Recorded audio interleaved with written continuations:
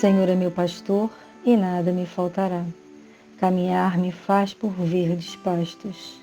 Guia-me mansamente em águas tranquilas, refrigera minha alma. Guia-me pelas veredas da justiça, por amor ao seu nome.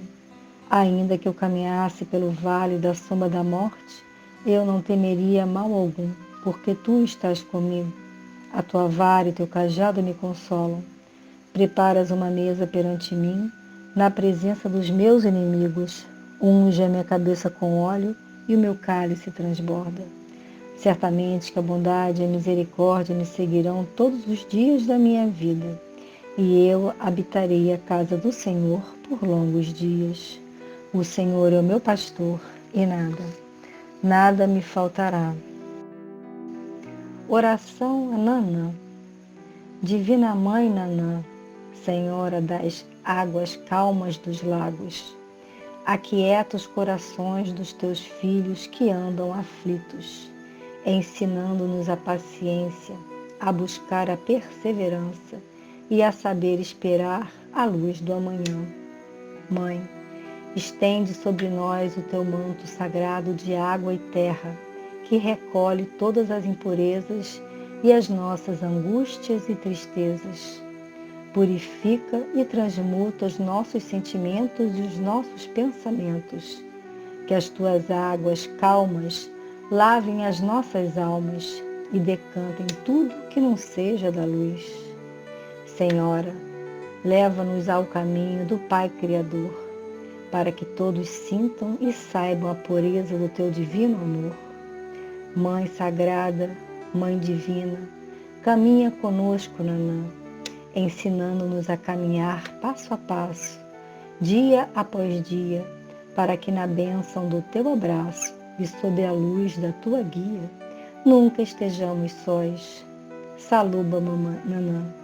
Salve o teu poder, salve a tua calma, salve o teu passo sereno, salve a força dos teus lábios, salve o mistério supremo dos teus silêncios e afagos.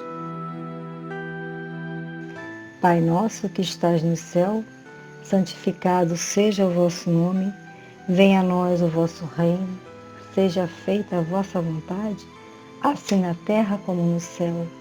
O pão nosso de cada dia nos dai hoje, perdoai as nossas ofensas, assim como nós perdoamos a quem nos tem ofendido. Não nos deixeis cair em tentação, mas nos livrai do mal. Ave Maria, cheia de graça, o Senhor é convosco. Bendita sois vós entre as mulheres, bendito é o fruto do vosso ventre, Jesus. Santa Maria, Mãe de Jesus, rogai a Deus por nós, pecadores, agora e na hora de nossa morte. Pai amado, mais uma vez estamos reunidos em seu nome, elevando nossos pensamentos, nossas vibrações, dando início ao Evangelho virtual. Saudamos ao Oxalá e ao nosso guia-mestre, nosso Pai Tupinambá, rogando que ele nos proteja e nos oriente sempre. Saudamos a Xangô, o orixá que rege a nossa casa, a casa de Francisco de Assis. Saudamos a todos os orixás e a corrente franciscana, que abraça a todos com seu amor e nos permite estar, neste momento, reunidos em prece, rogando pelo mundo inteiro. Saudamos e agradecemos a proteção de nossos guias, de nossos mentores espirituais e de São Miguel Arcanjo. Rogamos que todos nós possamos ter paz, entendimento e equilíbrio, que todos nós possamos ter serenidade para aceitar tudo aquilo que não podemos mudar, vivendo com tranquilidade e harmonia. Suplicamos pela paz no mundo inteiro, paz entre povos e nações, paz entre todas as religiões, e que a paz se faça principalmente dentro dos nossos lares e dentro dos nossos corações. Pedimos pelos idosos, pelos enfermos, por todos que se encontram desamparados, hospitalizados e angustiados. Pedimos pelas crianças de todo o mundo, que elas possam crescer em um ambiente de amor, longe do abandono e da violência. Queremos pedir por todos que, de alguma forma, colaboram com a nossa casa, a casa de Francisco de Assis, permitindo que ela consiga realizar suas obras sociais e espirituais. Pedimos por todos os encarnados e desencarnados, cujos nomes estão em nossos pensamentos, que eles possam receber as graças pretendidas. Por fim, pedimos por toda a humanidade, que o amor e o bem vençam sempre. Assim seja. Na sabedoria do Evangelho de Torres Pastorino, a explicação das parábolas. Lucas, capítulo 8, versículos de 9 a 18. Seus discípulos perguntaram-lhe o que significava essa parábola. Respondeu-lhes Jesus: A vós é permitido conhecer os segredos do reino de Deus, mas aos outros se fala em parábolas, para que, vendo, não vejam, e ouvindo, não entendam. A parábola é esta: a semente é a palavra de Deus. O que estão à beira do caminho são os que ouviram. Então vem o adversário e tira a palavra de seus corações, para que não suceda que, crendo, se salvem. Os que estão sob a pedra são os que, quando ouvem, recebem a palavra com alegria. Estes não têm raiz e creem por algum tempo, mas na hora da provação voltam atrás.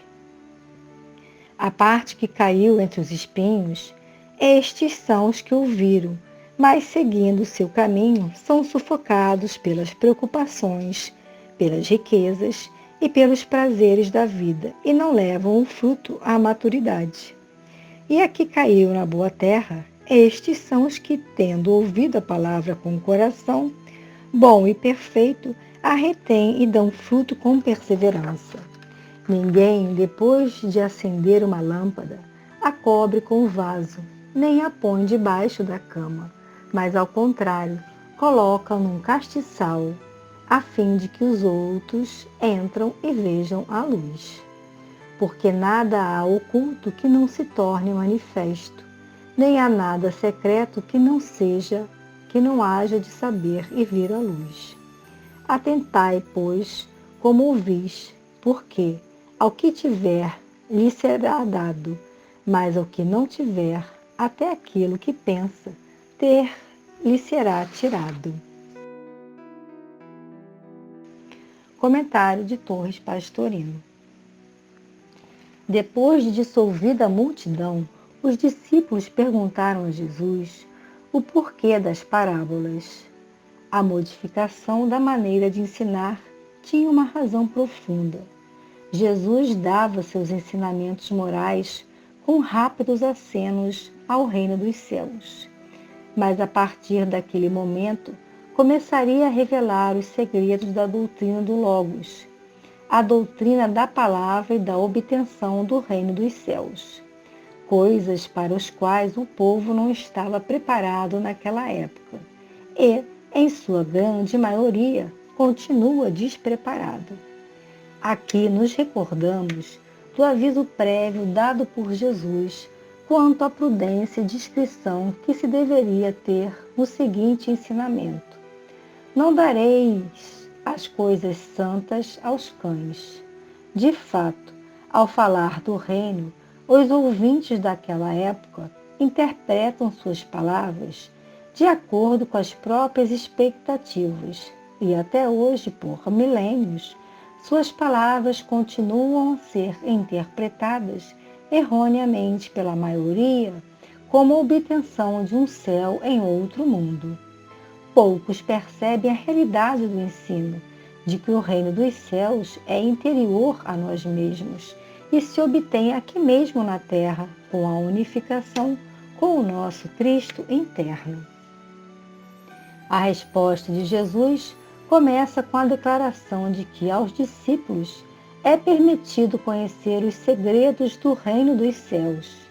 Os segredos principais são que o reino dos céus não é externo, mas interno.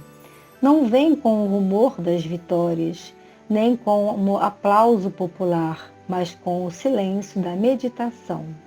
Não chega com o orgulho do vencedor, mas com a humildade do vencido. Não é obtido com a raiva de quem derrota o inimigo, mas com o amor de quem ama os adversários como verdadeiros benfeitores. Não é conseguido após a passagem pela cova escura do túmulo, mas enquanto estamos na carne. Não é deste mundo de lutas personalísticas, mas é do mundo espiritual, em que, embora na carne, vive o espírito, a individualidade, sem aparências exteriores. Não é uma conquista visível aos outros, mas se realiza no secreto do próprio coração, onde habita o Pai. Jesus faz suas as palavras de Isaías. O fato da maioria ver e ler, mas não entender o sentido profundo, real e de ouvir e não perceber esse sentimento que provém do seu coração, que está preso na vaidade e no egoísmo, mostra que eles fecham os olhos e tapam os ouvidos para não serem obrigados a aceitar a interpretação correta, porque a eles não interessa a cura e libertação das coisas materiais do mundo, às quais estão apegadas em profundidade. Não é que Jesus os faça entender por que ele não quer que se convertam e sejam libertos. Não é isso, é o contrário. Eles não querem converter-se e nem ser libertados, e por isso fecham os olhos e tapam os ouvidos. Não há, pois, intenção malévola da parte da divindade, mas apenas má vontade da parte dos próprios homens, por ignorância e involução, embora na consciência digam que querem converter-se. Na realidade, em seu subconsciente, não querem. Então, o fato de falar em parábolas não é um castigo de Deus, mas antes, ao contrário, é uma prova de misericórdia, pois permite às criaturas que tenham tempo de ir evoluindo e a cada nova encarnação possam ir aprofundando o sentido oculto das parábolas, conseguindo assim atingir a realidade total do ensino de Jesus. Então, não é castigo, mas um ensino que deveria ir sendo compreendido gradativamente pela humanidade, à proporção que fossem evoluindo os homens. Era indispensável que o ensino fosse dado na oportunidade da permanência de Jesus na Terra. E o melhor meio era exatamente esse: parábolas que iriam sendo interpretadas segundo os diferentes níveis evolutivos. A evolução não dá saltos. O ensino precisa ser gradativo para que não sejam causados traumas. Não adianta forçar, pois os homens que não superaram ainda as sensações, as emoções e o intelecto não podem perceber com o coração e, portanto, não podem conseguir a libertação. Eles amam a prisão da carne e suas ilusões.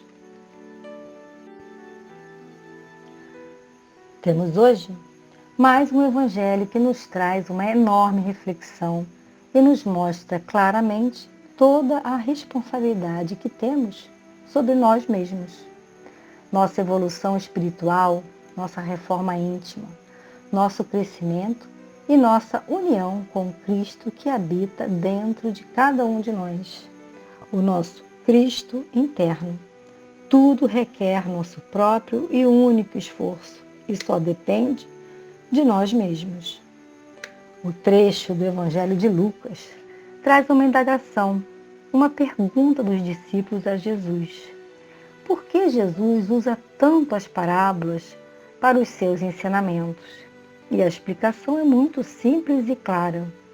A humanidade está distribuída em diversos estágios evolutivos. São várias as categorias que separam os homens na escala do crescimento espiritual. As parábolas permitem diversos tipos de interpretação, desde aquela mais material e involutiva até aquela mais profunda e voltada aos preceitos da doutrina, que nos levam ao encontro do nosso Cristo interno. As interpretações das parábolas cabem justamente dentro da expectativa de cada um. Quanto mais superarmos os apegos, as sensações e emoções da vida material, mais perceberemos com o coração o que precisamos perceber e estaremos caminhando para a nossa libertação. Estamos sempre tendo oportunidades para aproveitarmos em prol do nosso crescimento espiritual. São desafios, obstáculos, dificuldades, que na verdade nos trazem as chances de crescimento, de reforma íntima, mas nem sempre percebemos como tal. Deveríamos sempre encarar aquela dificuldade como oportunidade, porque se não tivermos nenhum contratempo, nenhum desafio, nenhuma dificuldade, como vamos praticar e crescer? E quem disse que na Terra teremos uma vida de mar de rosas? Com certeza não. É restaurador encararmos nossos problemas, seja eles quais forem, como grandes oportunidades de libertação. Praticamente em todos os versículos desse capítulo de Lucas, comentam sobre a palavra, e temos na palavra uma enorme oportunidade de crescimento que precisamos estar bem atentos. Palavra que falamos e como falamos. Palavras que escutamos e como escutamos.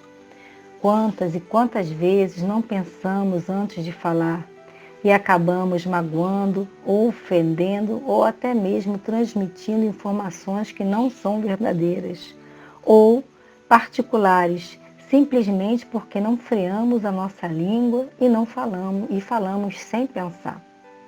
Quantas vezes justificamos nossa forma impensada de falar, achando que falar tudo que vem à nossa mente sem discernimento é ser sincero, ao passo que sinceridade não é falar sem pensar. Pensar antes de falar é ter controle, paciência e tolerância. Ouvir com atenção, com o coração, tentando entender o que está sendo falado, é talvez mais difícil do que falar. Muitas vezes ouvimos já pensando nas respostas, e isso faz comprometer a interpretação. Quase sempre estamos enfiados numa armadura defensiva, como que se concordar com uma outra pessoa ou mesmo mudar de opinião fosse algo impossível. Por isso, esse evangelho traz o alerta para que tenhamos cuidado com o que falamos, com o que ouvimos e com as nossas interpretações. Precisamos lubrificar as engrenagens da palavra com o óleo do amor, exercitar a paciência, a tolerância e a boa vontade com o próximo. A palavra tem muita força. Tudo que falamos com convicção, atraímos para a nossa vida. Por isso, precisamos pensar em tudo aquilo de bom que queremos para nós e verbalizar. As afirmações positivas são poderoso tônico para uma vida mais feliz. Quem faz tudo com amor no coração só pode ser recompensado com coisas boas. Oração de São Francisco de Assis. Senhor, fazei-me instrumento de vossa paz. Onde houver ódio, que eu leve o amor. Onde houver ofensa, que eu leve o perdão. Onde houver discórdia, que eu leve a união. Onde houver dúvida, que eu leve a fé. Onde houver erro, que eu leve a verdade. Onde houver desespero, que eu leve a esperança. Onde houver tristeza, que eu leve a alegria. Onde houver trevas, que eu leve a luz. Ó Mestre, faz com que eu procure mais consolar que ser consolado. Compreender que ser compreendido. Amar que ser amado. Pois é dando que se recebe, é perdoando que se é perdoado e é morrendo que se nasce para a vida eterna. Fiquem em paz, fiquem com Deus.